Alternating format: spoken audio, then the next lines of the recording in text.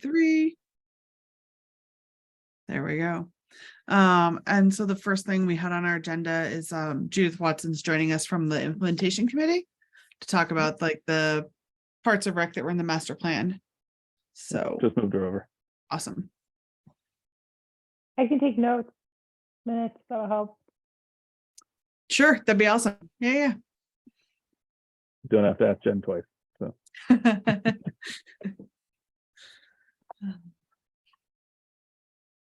Hey, Judith.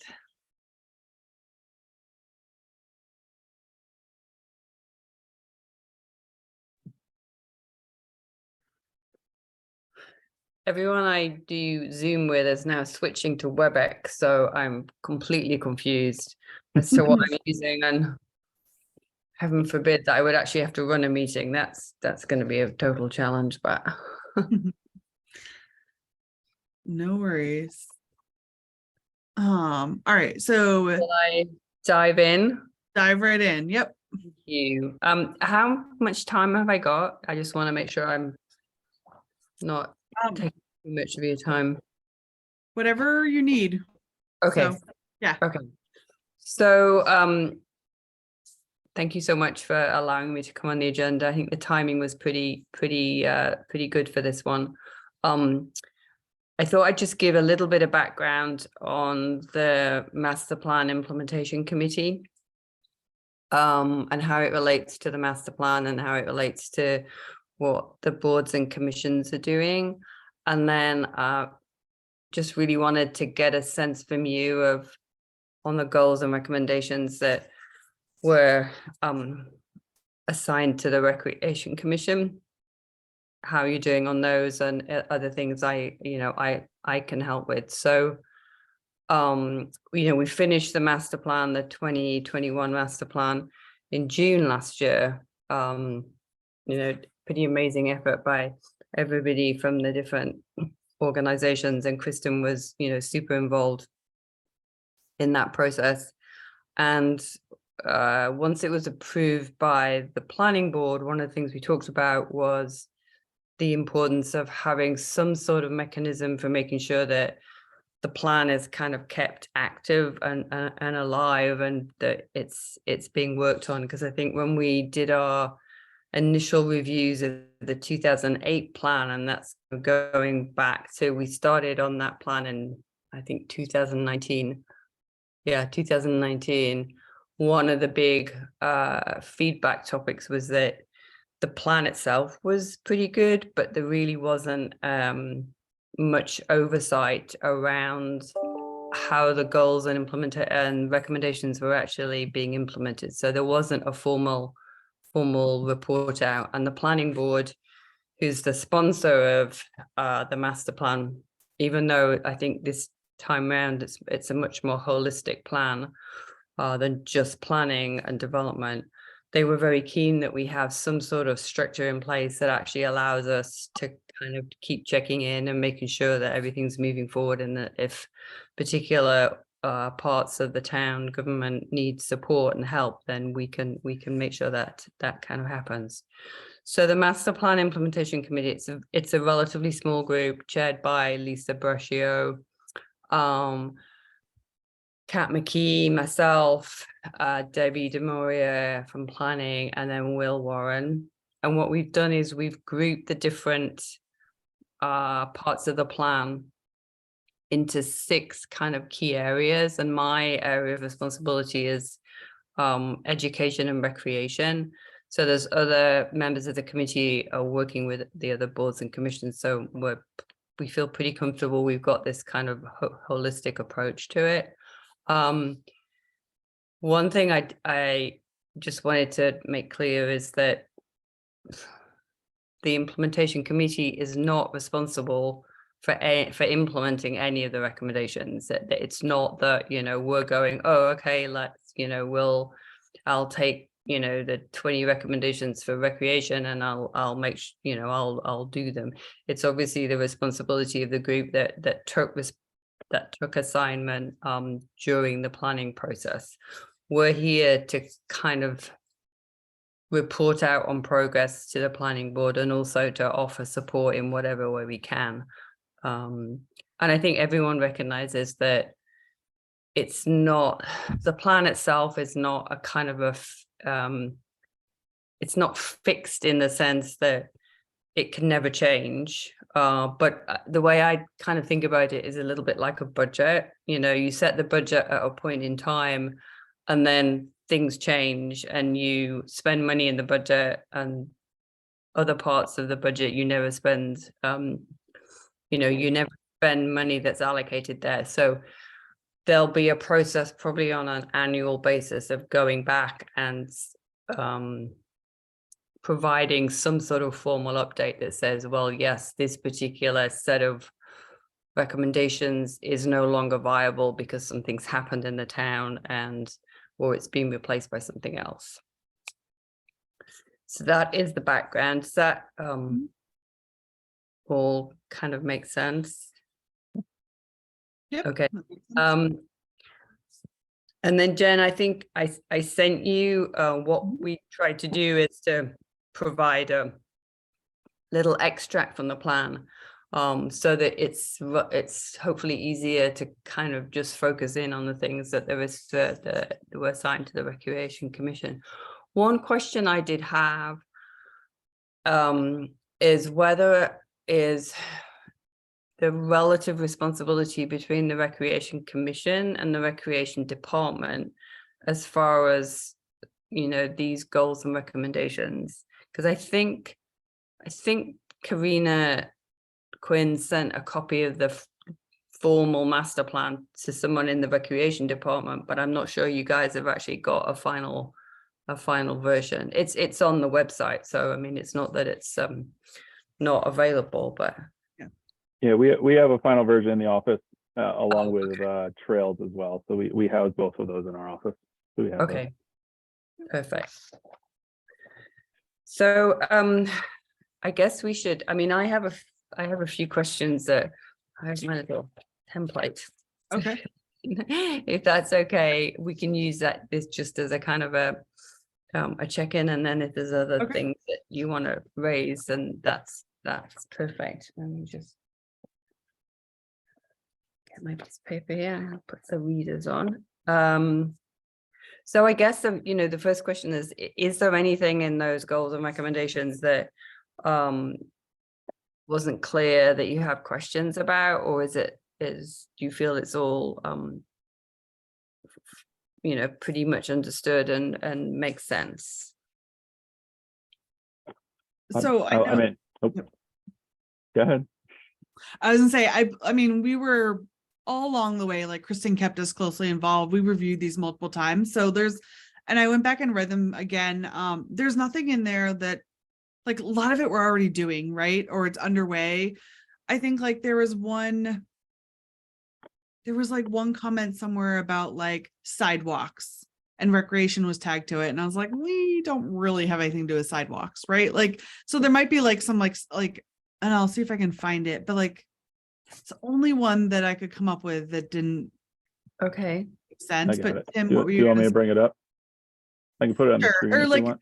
Yeah, I didn't know, like, I mean, Judith, does it make sense just to walk through it and we can give you like the Sure. Yeah, the no, that would be second great. update? Yeah, Mhm. okay, cool. Do you want me to go? I can go down the list if you Sure, want. yeah, go for it. Okay. All right.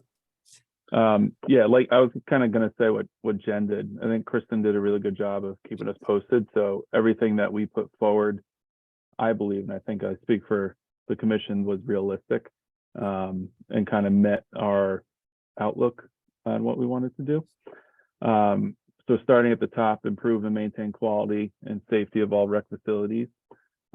Initiate a facility study to replace the 2017 study. We've gotten that on the capital plan. So that is down the line coming to replace once we kind of hit that rotation of years. So that will come in the next, I want to say 3 or 4 years. I think we're going to be touching on that. So we'll have a refreshed facility study that obviously has an impact on a lot of things that we can do with grants and future projects. The next one is the only one that I had a kind of question on, is improvements to the golf course as outlined in the improvement provided in the golf course committee's report. We're not really involved with the golf course just because that's bid out to a management company. We talk to them, we talk about programming, we work with them with programming, leagues and stuff with after school programs, but beyond that, improvement of the course, I think, is a little outside of our scope. So that Okay. would be the only one I would bring up. Yeah, I think that one, I think when we did the detail or the real detailed assignment of responsibilities, I think that one actually went to the golf course committee.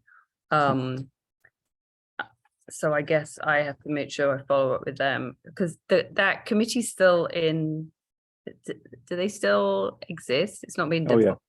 Yeah. Okay. Yeah, they met this week, I think, actually. Oh, So- okay, great. So I can follow up with them. Okay, perfect. Field rotation plan, we're very shortly, probably within the next season or two, going to start implementing that. We just are this spring going to bring back online our final field that we've been working on within our little capital plan over the last 3 years. So all of our fields will be back online. Therefore, we can start implementing that field rotation. So most likely, I think the fall, this coming fall, if not spring 24, we'll have that in motion. So pretty good there. High quality rec program meets the standard. That's pretty general. It's just our bread and butter. So we'll just continue doing what we're doing on that one, continuing to build upon what we do program wise and activity wise, and keep introducing new while bringing back, our success stories. For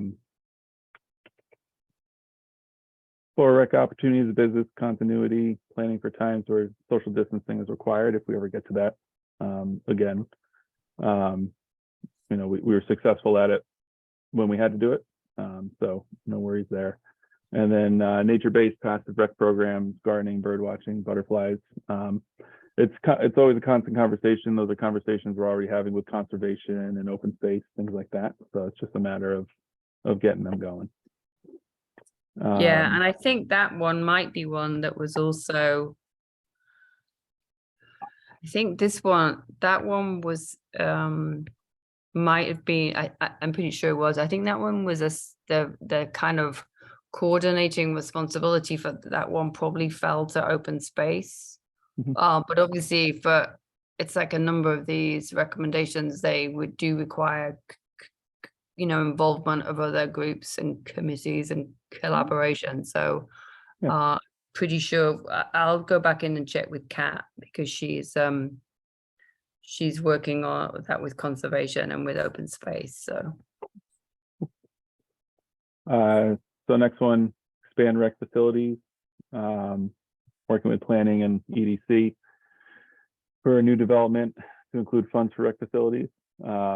We haven't had that opportunity in a while. I know we've had successes in the past. Some of our facilities are a result of this. So hopefully if EDC is staffed once again, and we can kind of start going down that line when that comes through. Multi-use trail and sidewalk system, like Jen said. I mean, I would say the trail system, we work with the Trails Committee, hand in hand. We're right now with them getting a bid ready to go out for trail improvements. So, I think indirectly, you could look at this and say, yes, it does apply to us with the trails piece of it, but the sidewalks, not so much. okay. So I'll just make a note of that one. Because there is one of the recommendations in the plan is to actually establish I think it was called a pedestrian and bicycling committee, a new committee that would have like an umbrella view of that kind of continuing the work that's already been done through the sidewalk committee, but that was kind of, they worked on the first phase and then so I'll circle back with, I think that one was part of the transportation area. So I'll come back to you on that and just clarify that they know that they're doing sidewalks. Your focus is more on trails. Okay. Dog park location, we have one. We're I think we just pretty much finished the public feedback phase. Okay. That's going to be our next big project, I think speaking for the commission, we're pretty much ready to roll on that one. So you're probably going to see a lot of movement on that this coming fiscal year as well as the following, as we have a grant that will be a matching grant that we will be pursuing and feel we have a pretty good shot at getting it. So hopefully that one will be checked off completely in the next, I'd say, 2 years. Okay. So that is coming out of everything very, very soon. For turf at Choate, same thing. We've done a study. We have plans. We have options to get that done. It is on the capital improvement committee plan, or whatever they're called these days. It is on their plan within the next 5 years. We are still, I think, on our end deciding the route we want to take on that. But that again that's another one that is, I'd say, very much in motion to see in the future what we can do with that. So we're moving on that one. Multi-use community center. I mean, that committee, the community center exploration committee, has begun. We do sit on that. Our first meeting's tomorrow night, actually. So I think indirectly we're moving on that one. We'll see where that committee goes, the intention of that committee, and what they have in mind. And I think we can go from there. I think it's either look at a school, repurpose a school, or build a standalone. So I think we'll be discussing that one. And then I think that one, sorry, just to clarify on that one, I think that was the one area where that opportunity had come up in a couple of different elements of the plan, in the recreation, from a recreation focus, and then as part of the EDC kind of downtown initiative, there was talk about some sort of community space, and I think it also came up in this, not in the select board. So that's where again, one of the things I can do is just make sure that we're cross-referencing these different recommendations. Okay. Expand availability of meeting and training rooms for program use and other community-based groups. Our building has multiple. We just finished, I would say, furnishing kind of the last one we had at the South Union Center. So those are open for use for public groups. We do rent them out for use for both meetings and programs. So at least on our end, with what we can control and what we can permit out, that's being done. And has been done for some time now. So would you say that 3.6 was actually complete? I comfortably would. Yeah. I mean, there's no other space to do that with, right? So right. And again, some of these recommendations I think came up so early on in the planning process that there were other situations that, well, they've been done, but it took a while to get the plan to kind of final format. So that's great. Yeah, we can say that one's complete. Cool. All right, number 4, strong partnerships with committees and organizations. Secure a seat on the accessibility committee we have. I attend their meetings monthly if called. I think I've only missed probably 1 or 2. So you can probably check that one off. Excellent. We're working with them to address some of the concerns on our facilities. So we're actively involved with them and their team. Positive partnerships with the school. I think that's pretty general. We lean on them like they lean on us for fields and space and indoor and outdoor permitting. They're our strongest partner in town, and we can continue to maintain that partnership. And then same with select board, open space, trails. Like I said, we're deep in it with trails right now, assisting them with some of their big projects and initiatives coming up. Open space, we've had loose ties to, loose involvement too.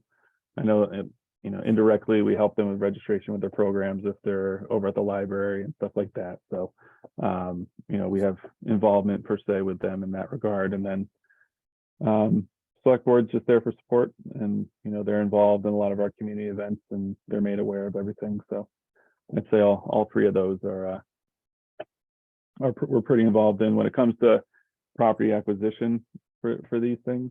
I would say trails we work the most with to ensure their initiatives are connecting and, you know, the support they need for MWRA and surrounding towns, things like that is met. So it's one of those fluid. I think that one's 4-3 is a fluid goal. It's just a year-round deal. Number 5, strong fiscal control over rec expenditures. Revolving fund we continue to maintain. We continue to be as transparent as we can for the town to see what we're doing. 9/11 fund for maintenance and replacement. We made big steps this, I think, last 6 months, putting in policies to ensure payments are made and agreements with the town are clear on the maintenance and the exchange of money based on the permitting that we do. So that one's been a success and continues to be. Contribute user fees to general fund to support facility maintenance. We do it every single season. So again, that's a fluid one as well. It's just something That's we an maintain. ongoing, yeah. Yep. Yeah. And then once again, support with the trails we do Yeah. weekly. So overall, I mean, I think that was, Awesome. yeah, I think overall, again, what I said before, a lot of this that we put in was things that we knew we wanted to accomplish. And, you know, obviously getting it in the master plan helps in many ways with grants and funding and reference. So we're purposely and actively working on the goals that have been included. Oh, I love that phrase. I'm going to steal that one. There you go.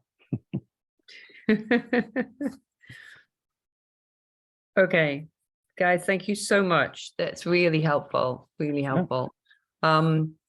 So unless there's something kind of crops up and you kind of go, actually, there's a big gap here that, or, you know, there's something that's isn't going ahead or we're not, you know, comfortable with it.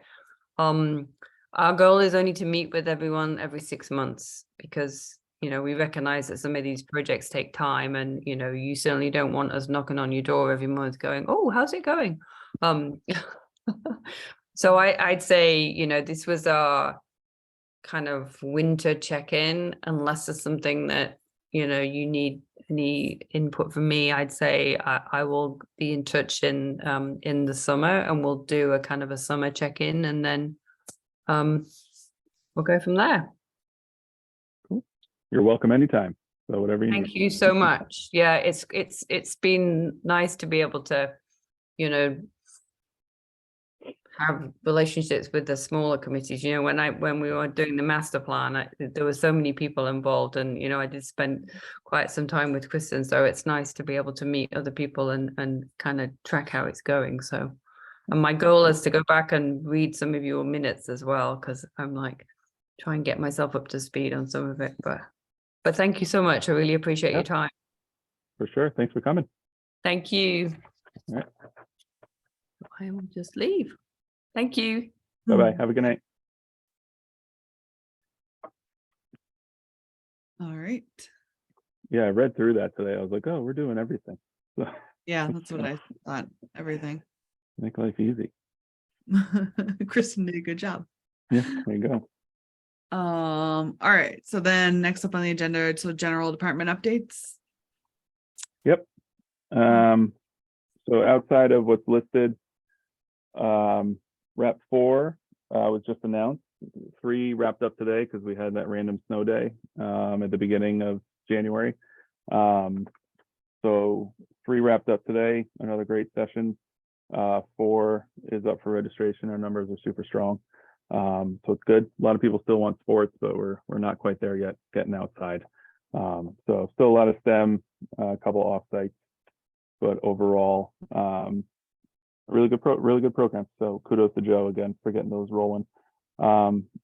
This winter, we talked about it, I think in December, we partnered with Southborough Youth Basketball for kindergarten basketball. That wrapped up on Saturday. That was an overwhelming success.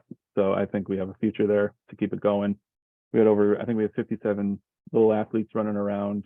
Coach ID from Game Time, who was, he was always our coach for Special Olympics and pre-K.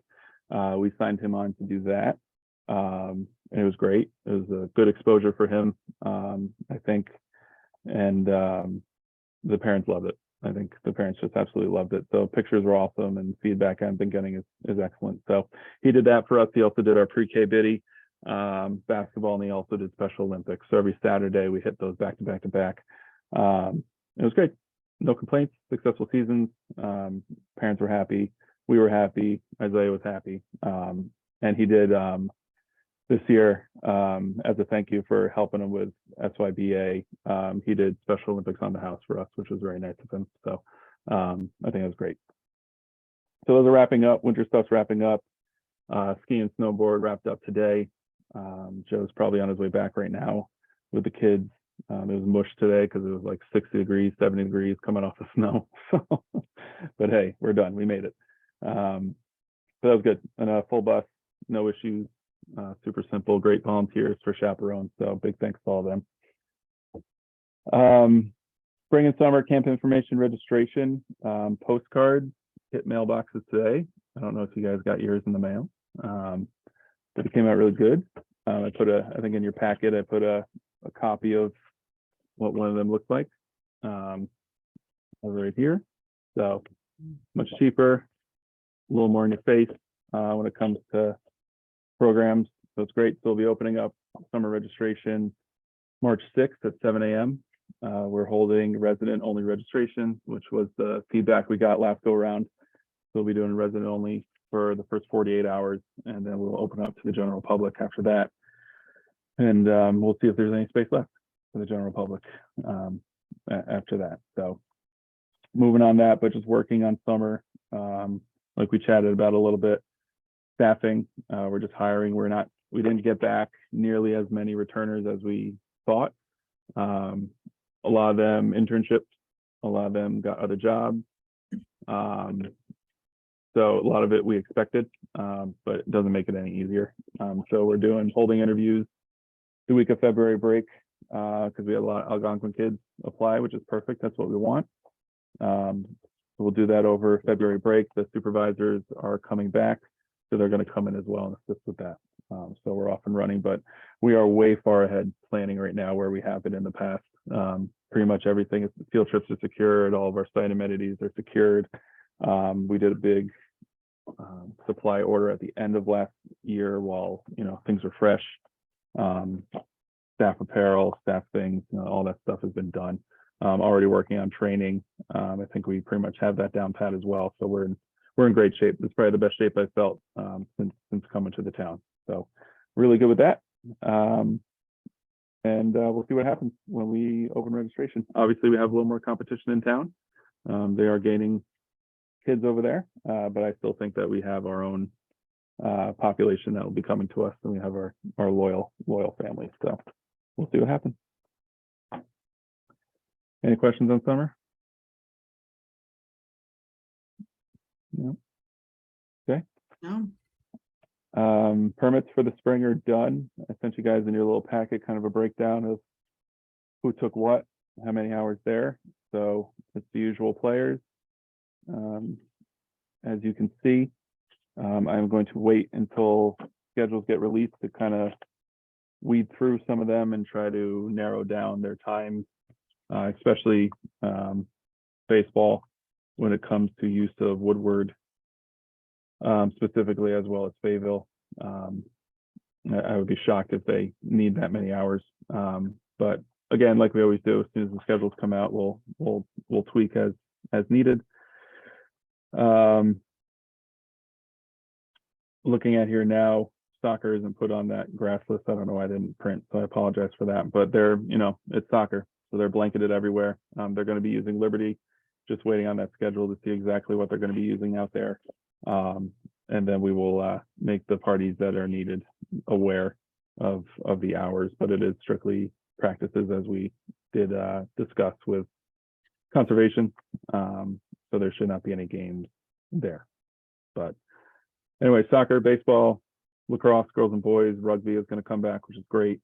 The usuals out on 9/11. Algonquin has asked for a lot of time. They're still asking for time, so I'm working with them on that, giving them what we can. And that's that. Pretty standard on that one.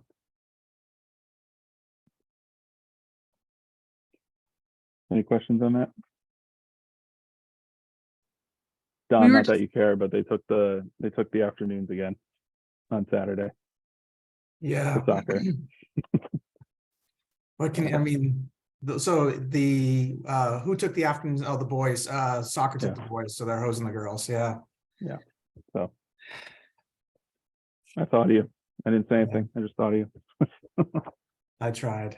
Were you gonna say something, Jen? I was just gonna say that when we, for Liberty, should we just drop, it was the Conservation Commission, right?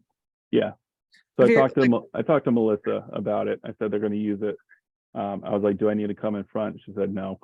Okay. So I said I would just shoot her a message and let her know. Yeah, that works. I figure we just tell them so that they're aware. If anyone goes to them to ask, they'll be briefed. Okay. Next one, the Friends have stepped up once again and donated a good chunk of cash as a result of the Gobble Wobble. So we did put in a couple of requests, as you can see in the packet. Summer nights plus the band this year. So that request is $7,000. That was approved. So that's huge for us. That covers the entire fireworks show. Last year they just did half. So then again, the entire show plus $1,000 for the band. So those are our, outside of details, those are obviously our biggest expenses. So that's a huge one for us. Summer concert series, we did receive 2 grants, community fund and cultural arts. And we, just because we added additional concerts, we still had 1,600 left over for bands. They covered that. So we're at a net zero on that one for summer concerts. So that'll be great.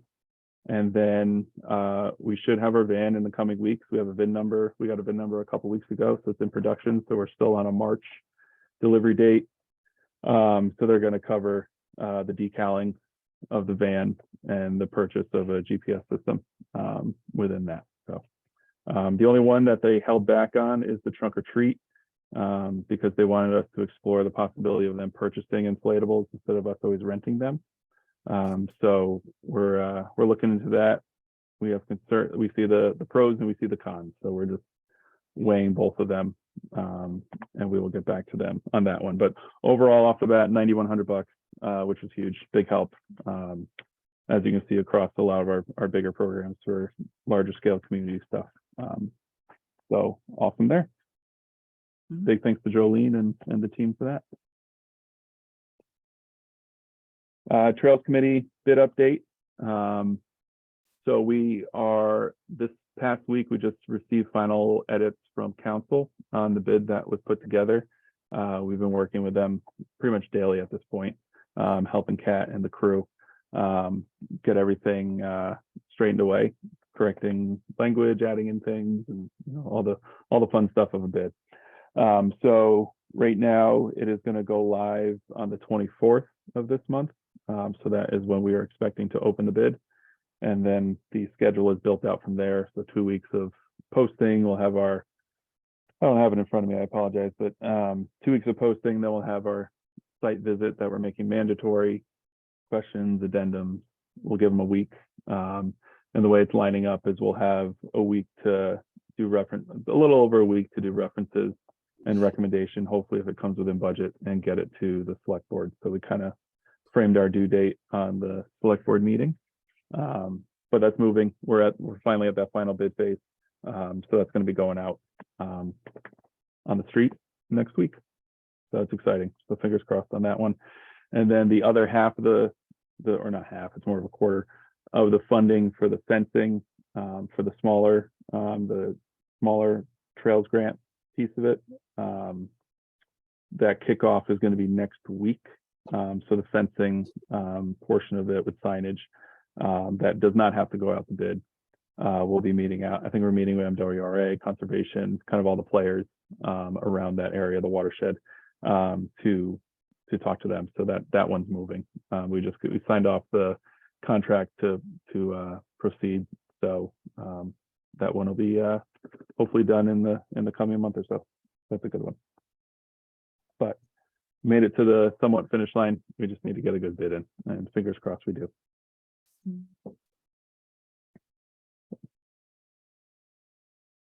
outside of that, that's our general department doing our thing.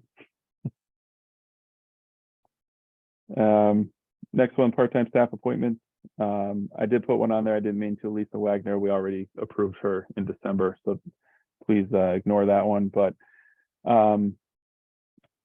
new part-time staff members. So Chris, I should have mentioned this actually. So Chris Kazarian, backstory. He was walking his dog one day. He looked in our building. He saw a pottery studio. He reached out. He studied pottery in college, and he was interested in teaching a class. So we've always wanted to do an adult class. So I reached out to him about that. He was all in. So we put it out to see what would happen. Sold out almost instantly.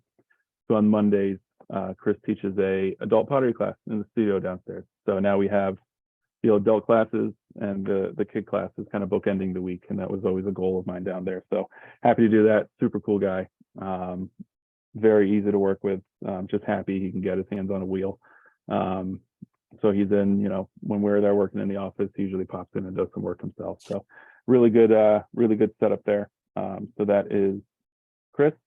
Nancy, we brought on as a one-on-one program aide for one of our kiddos at Woodward. So she is assisting the RAP programs there this past session. And I think she's going to continue this coming session. So she is an aide over there. And then Ashley is one of the assistants with Lanting for the kids class on Friday. One of our, I think one of the kids that used to help us went to college. So she had to recruit someone. So Ashley's a high schooler over at Algonquin. And her and Matthew Carr comes over and helps Lanting on Fridays with the kids. So she's the assistant in the room.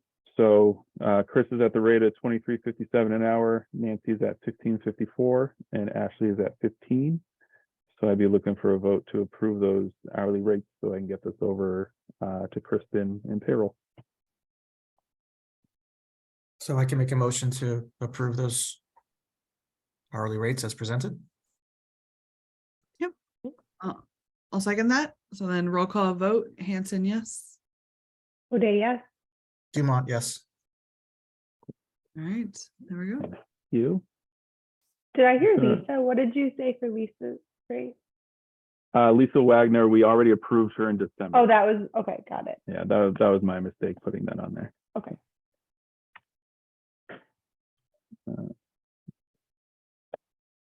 Awesome. Gonna bring up the other one so it's in front of us. So it's refund policy next on the list. We did approve last camp season. So this may look familiar. It's obviously the highlighted piece on the bottom that we wanted to add in. So the way the credit card processing goes on our end, if a registration and a charge, and I think this is pretty standard, exceeds 180 days, we cannot refund it back to the card. The way we've done it in the past is we have to put together a payable with the individual who registered, and we have to go through the town, through accounting, through treasury, and the refund takes I think about 3 to 4 weeks, the quickest.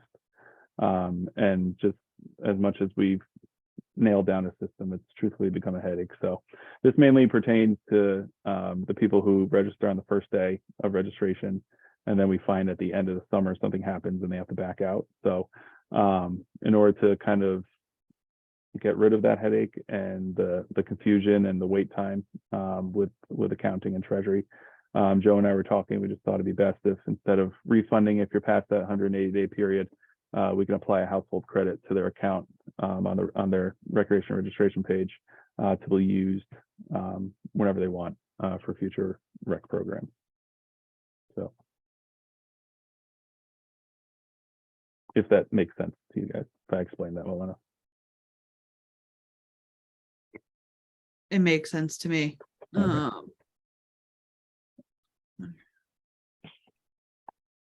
Do you need a motion on that one too, Tim? Yes, please. All right, I motion that we adjust the refund policy as stated to allow for a household credit to be granted if a refund is requested after 180 days. Second, Roll call vote. Hanson, yes. O'Day, yes. Dumont, yes. All right. Wonderful. Thank you. And what we do with this, just so you know, this is one of the screens that registrants have to click off on that they agree to. So everybody is in receipt of this when they register for camp. All right. Security improvements to South Union. So as I mentioned, our programs keep growing at South Union. So we have had the addition of the adult pottery after hours. We've had the addition of kids yoga class actually upstairs as well. Kids pottery is downstairs. We have karate upstairs. We got pickleball running 4 times a week, and youth and family as well doing programming. So there's been a big conversation with us and youth and family about security and monitoring of the building, just because we have part-time staff that are assisting in supervision, as well as some staff not being present when a program's going on, such as pickleball or something like that. We're in the office, but we're not up there. So we've talked to IT, Jay and Hassan over in IT, and we've kind of come up with a plan of putting in security cameras at the building. Not low budget, but more of the blink and ring style cameras, just for an added layer of, I think, protection for the department as well as the teachers. So we were going to move forward on that. It's a very small cost. I think it's going to be just south of $500, and that would outfit the pottery room, the big room upstairs, the small room upstairs, as well as the foyer between youth and family and rec. So it's just more of a general update that we're going to be making that enhancement to the building. Signage will be up as well when people walk in, so they know that these things will be in use. But we just thought it necessary as the use of the building seems to be increasing in usage as the months go on, which is wonderful. We just want to make sure that everyone's protected. So that was more of an FYI that we're going to be working with IT and getting that set up probably in the coming weeks, unless anybody here has strong objections to that.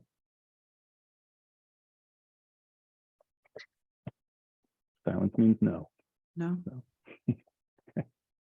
Is there, when we do something like that, is there anything that you need to add to the program? So like, let parents know if their kids are in the building or anything like that, or? We're gonna, for any program that's currently running, we're gonna make it known. So we'll shoot an email to everybody just so they know. And then, like I said, everywhere in the building, we're just gonna have signs. We bought a whole bunch of signs that activities are being monitored by video. Okay. So we'll just make sure those are put out clearly. That makes sense. We just don't want to make it too big of a deal. So. Right. Okay.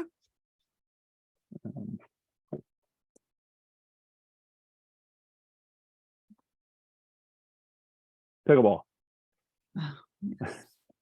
You got the letter. I sent you all the letter. I'm going to admit that this was already on the agenda before that letter came in, as just something to talk about, because I think it's something we have to kind of prepare for. Obviously, we know pickleball is exploding. Our town is not immune to it. The issue that we're having right now is that somebody in town entered our courts onto this website called Playtime Scheduler, which is all the pickleball areas in Massachusetts. So Finn is highlighted as a public court right now. We've tried many a time to get that taken down just because it was put up without our consent per se. But we've been unsuccessful. We do have accounts on there. We monitor it so we know if someone's planning something, if people are planning a big day at our courts. It hasn't happened yet, obviously, because they're shut down. But concerns are rising from our core group, kind of the group responsible for bringing it to town and kind of pushing it towards our radar to get it on the town meeting and get those courts done. So I just want to have a conversation, I guess, with you all and your thoughts of, I think, twofold. One, potentially reserving times for residents only, but also doing something that may mitigate big crowds coming to Finn, especially because it's not necessarily on school grounds, but it's on school grounds during the school day. That's my concern, that next thing we know, that lot's gonna be packed, and we know it's not a quiet sport. And I just don't want it to become an issue. So I'll leave it there. I don't know if you guys have any thoughts, initial feedback on how we can maintain. So I'll leave it there. Yeah.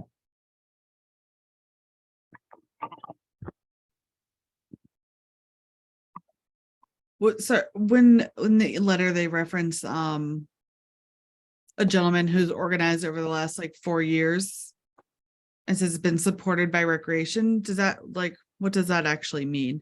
So there was a gentleman who for 3 years now, he's been the guy who was our contact with the temporary nets. He was the one that had the code to the box at Neary. He was the one that had the distribution list for the players to kind of organize what time that worked for everybody, and then he would kind of let me know so that he made us aware what times they were going to be out Okay. there. So like informal league or whatever. Right. Yeah, but he Not just moved to necessarily like- Colorado. He moved out to Okay. Colorado, and he passed the baton just in time for it to be a potential issue. But yeah, the group is tremendous. I mean, it's the group that plays inside. You know, they gobbled up the spots. They're supportive. They teach our beginners classes for free, you know, things like that. So, but by no means are they a feisty group. They're just looking to be able to use the courts in their town, I think is really what it comes down to.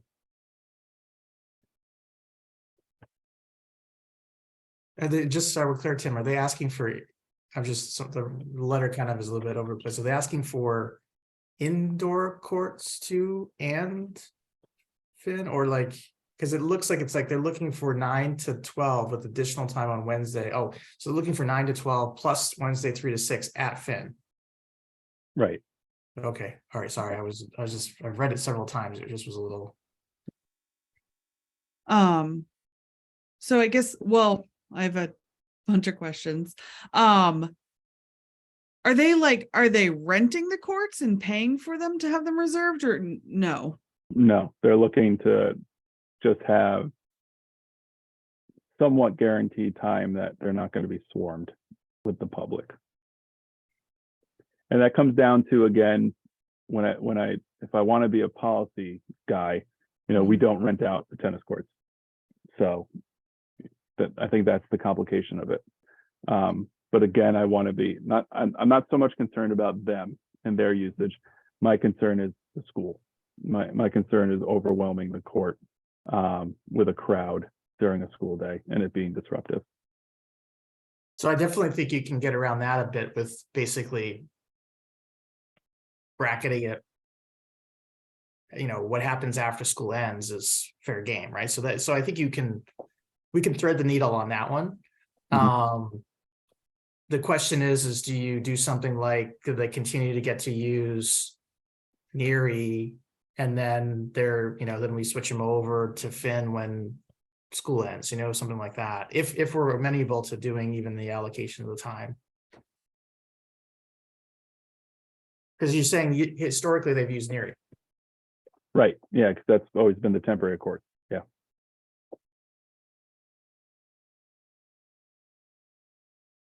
I guess since it's like, because it's so close to the school, I'd be like, I think we're hard pressed to say like, yes, we can guarantee you the courts like that overlap with school hours, right? Because then if they do show up with a crowd or whatever, we're gonna have a problem with the schools. So you're saying like resident only during school hours? Potential. I mean, like, so I know that you can walk across to not step on Finn property and get those courts, but at the same time, if there's a crowd over there during school hours and the kids are out there on recess, like I feel like it's gonna be raised as a problem. Yeah, So that's almost what I don't want to want to avoid. Yeah. yeah. And I saw I don't know why I saw it, but I saw online like that the Waltham had to start putting up signs and posting for their playgrounds that are near schools. I saw that, They yeah, actually put up like signs now that you can't be on them during school hours. So I guess I'm worried about saying like, yes, you have permission to go be there and then cause a problem. because they've been given permission. But I Like, also, there's I two kind of issues wonder, here. Do you want to give permission to a particular group to have control? And then how do you balance it with the school? Like, that's a Right. yes or a no. And then, next question, like, True. what do you do during school hours? so I guess like if we start dedicating hours, I feel like that it raises questions about how do we manage that? How do you police that? We have to permit it. And anywhere else we're permitting it, for the most part, we are charging for it. So like, I feel like so if we permit the courts for free, but we permit the fields and charge you for them. And again, that goes back to the fact that we don't permit courts. And that was a big issue that we had to really stick to in the last 2 years with some people. So, Yeah. and I mean, we could do it like a registration piece like we're doing now upstairs, but it's going to be enforcement. Because I can't, and Joe can't get down there, every hour to check ID. Yeah. To make, to make Yep. sure. And we don't need them like complaining to the police or anything like that, because they can't enforce it either. Now, did they have this arrangement at Neary, Tim? They didn't have a official arrangement. The way it's always been, what it was with Dave was just a heads up, we're going to be here type thing. They were always there during school hours because the tennis courts were never used during that period. Yep. All the lessons and all that stuff, all the rap programs were after school. So they're always there during school hours. They let us know, we let the school know, we let the gym teacher know, everything like that. So more of a handshake kind of, they were doing us a favor by telling us when they were going to be there.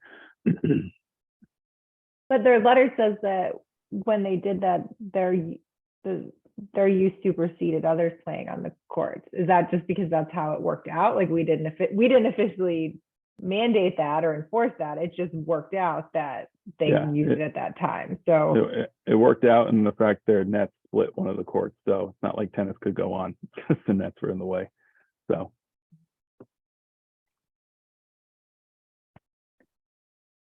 So what are they, I mean, are they asking for a sign and an okay, like a stamp of approval? And that's what the letter is asking for. Like, yes, we'll let them have it. They're asking for a signage and to help monitor it. I feel like it's more than we've been willing to sign up for. What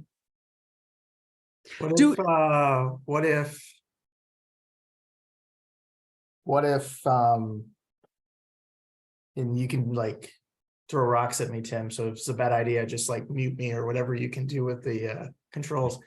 What if we had like a recreation program that they, what if we said it's a recreation program and they are the ones that are responsible for it, and we can get it? It's not necessarily a permitting of the court as much as it's a recreation program that's under that umbrella. Am I making any sense, or am I just making sense? Yeah. So like hypothetically, we take one individual, we hire them to run the program, and then they're put in charge of those times in which they are agreed upon. Yeah, and then that way, if there are others who are interested, then there's a little bit more of an organized way to ensure people are accommodated. I don't know, and maybe there's a way with that to say, look, during school hours, the capacity is limited to a number that we feel comfortable with. I don't know, I'm spitballing with you. I don't have a.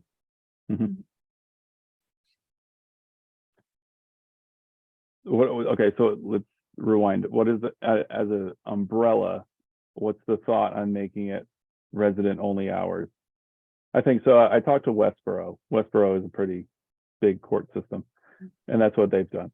They've done to mitigate the crowds. They admit it doesn't keep everybody out, but at the same time, when it's advertised residents only on these courts these times. So, what if we did as an umbrella resident only school hours until, whatever, 2:30 or 3 o'clock, call it. But within that, obviously rec always supersedes fields, they supersede everything. And then I can work with the group to come up kind of like what we're doing indoors. You know, we came up, we sat with them and we said, what are your ideal times? And we made their ideal times plus a couple more for the general public to get in on. I don't have an issue with resident only hours. Mhm. Okay. Especially if there's precedent in other locations doing the same thing to help manage access. And how is that? Is that through signage? Is that monitored by a person, or is it just advertised and that's the honor system? I would say signage and advertise. So signage is easy, and then we could just make sure it's everywhere on our site and stuff like that.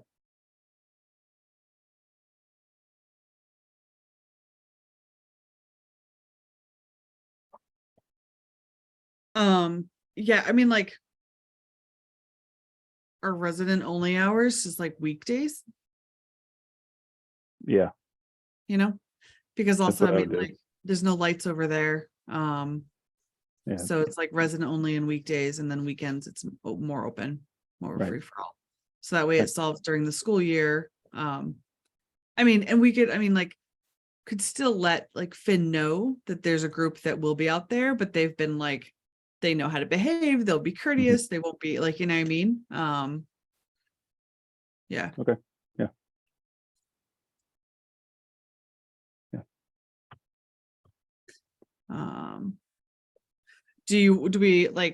Do we just want to vote on that as a policy for those Finn courts, or do you want to talk to them first, or?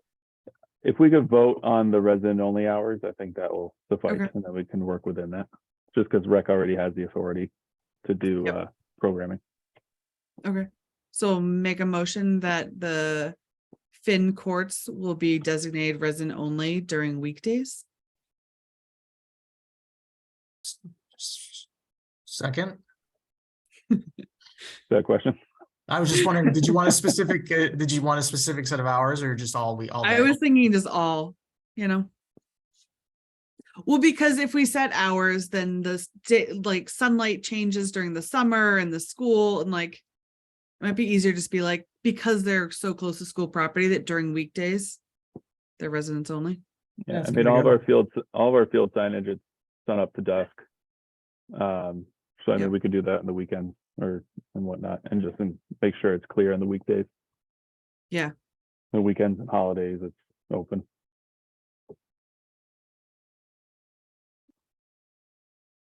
Does that work? Yeah. Yeah, still a second. Till second. All right. Second. All right, so roll call vote, Hanson, yes. Oh, they, yes. Dumont, yes. All right, there you go. All right, I'll just keep you posted on that one. Okay. What comes out of it. Thank you. I lost my agenda. Town babysitting. Oh, so schools reached out to us to offer it because they're looking for support on the Gongplex, and they want as many families as they can to get in. So we reached out to all of our past babysitting participants, as well as camp supervisors. We did not have a good take on volunteers. We only had a few there. One of our supervisors said yes to me today, actually, but that was too late. The schools didn't seem satisfied. So Monday, they said that they were going to take it over with Southborough Extended Day staff and anyone that they could find. But they made it seem like they were taking it off my hands in some words. So that's fine. Yeah. So we're off the hook there. I told them that happy to share the volunteers that we had. And if they want our supervisor to assist, she's there. But yeah, that was as a response to the Algonquin ask for the Southborough side of the house. So not really our issue anymore.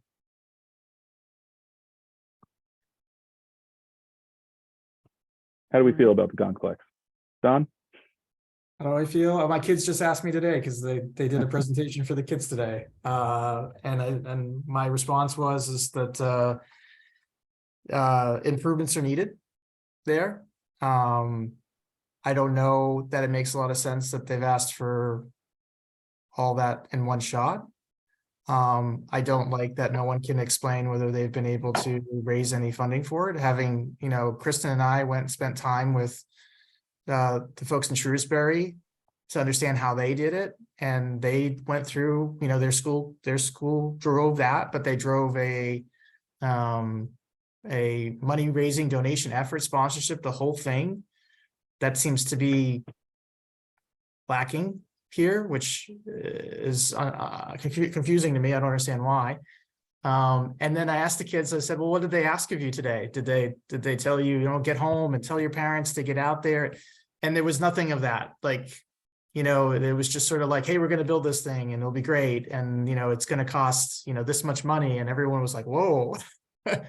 And then, you know, the split between the two, they don't necessarily appreciate the sizes of the towns and the whole thing. So great idea. I'm not really sure the execution is smooth. So it'll be interesting to see like sort of how it comes through. And as I told the kids, unfortunately, we're booked out of town that weekend. So I won't be there for it. But so anyway, good idea. I'm not sure they're gonna thread the needle on the first try. Mhm. But I haven't heard anything in town, like not that I get my ear to the ground in town, but I haven't really heard, not as much as like, you know, should we cut down a tree, or, you know, what should we do with land swaps, right? Like the disproportionate amount of like, here's a $7 million project of which we're gonna contribute 3 million to, and it's sort of like crickets, you know? Mhm. Yeah. So I was invited to one of their meetings. I raised just so you know, I raised the concern about usage by youth groups, just because it's been not available, Algonquin in general. That wasn't received well when I challenged that. So, you know, they gave me the spiel, which is fair, of, you know, scholastic sports are prioritized and will continue to be prioritized, but they will do the best they can to get us out there as much as they can. So I did advise, I was like, I would like to think that you will get those questions from at least our town, I think, because the majority, I mean, that's the biggest players in town.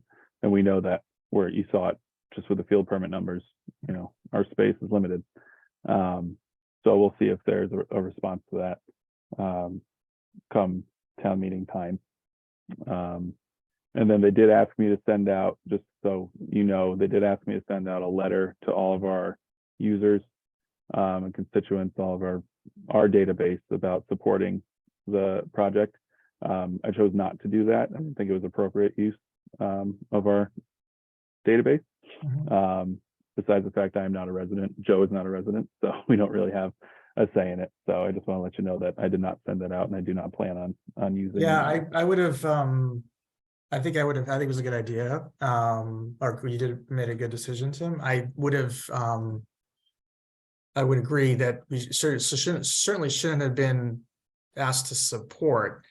If they asked for, you know, awareness or an informational communication of, hey, you know, I think that would have been something more worthy of debate, but certainly it shouldn't be coming out as sort of like, hey, we want you all to, this is a great idea, let's do it. Like that I, you know, folks can make their own decisions on it, but otherwise there are other ways for them to get this information, you know, like, now again, it's interesting. Like we all of us do, I think, because we all get emails from the district, I think, every Friday. I get an email, and you get an email from whatever principal you have too, I think. So we're all getting 2 emails at like 4:01 on Friday afternoons, right? So it's all in there. I don't know what their engagement approach has been with families without students, and candidly, that's the group they have to engage with. So I don't even know that your list would have helped on that, Tim, because it's the same. There's extensive overlap. So really, their engagement has to be with the folks who don't want their taxes to go up for any reason. No, like, just don't want them to go up. You know, it doesn't matter if it's a police officer or a field or something. So, you know, again, this was some of the things that I don't know what their investigation with surrounding towns led to, but they would have found that out by talking to some of the other projects in the area.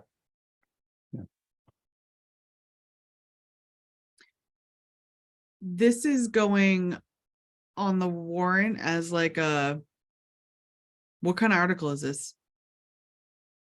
EPA. Yeah, but isn't, wait, that a piece of it? but they're only like 290. Oh, that's right. It's the right? courts. Yeah, CPA is just the courts. That's It's like right. a percent of it. So like the other 3 million, is that coming in as a school warrant article or? That'd be my assumption. I guess I haven't seen anything about that. So I was curious to see what's gonna happen there. Cause it's like, it's one thing for someone to pass the CPC stuff because that doesn't hit their wallet, but that's only a tiny piece of it. Yeah, my guess is if I recall from sort of, my suspicion would be it's sitting in the school budget. Right, because if you remember, there was always like a CapEx part of their budget, because remember the track was in there for a while, and then we took the track and they so it which should just make it even more challenging to I don't know if they thought that would be easier or harder, but given our experience here, it's a lot harder when things get bundled in. Yeah. Yes. Yeah. Interesting. Okay. I was just curious. Yeah, I just and then knowing that all this in the study around NERI is going on and that's going to be on our radar, to do something with that. I just feel like Well, yeah, that and the timing too. I think a lot of money being tied up right now. I think there's another year or two left to pay off the original renovations to Algonquin, and it's almost like if I get they're going, and maybe it's just now, even if they had lined it up, and I know no one wants to wait, and the fields need the work. I don't dispute that, but it doesn't feel like the best laid game plan, Mhm. And they're pushing to have it done by the fall if it gets approved. Yeah, Which, how does that even work with a bid Funds process? won't even be released till July 1. They already bid it because they want to know the price. They wanted a price in hand come town meeting. So their goal was to have a price in hand to give hard number.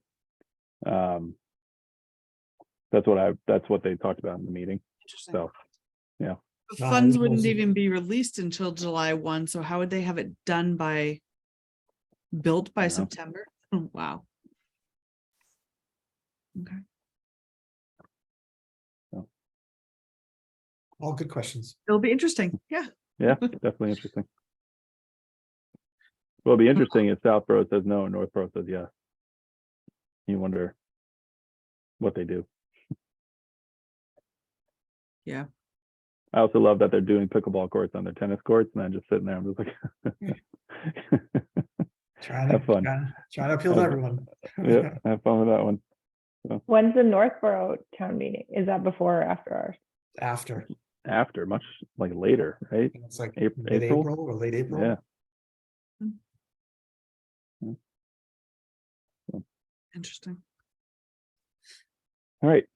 All right. We just need a motion to approve meeting minutes from December 13th.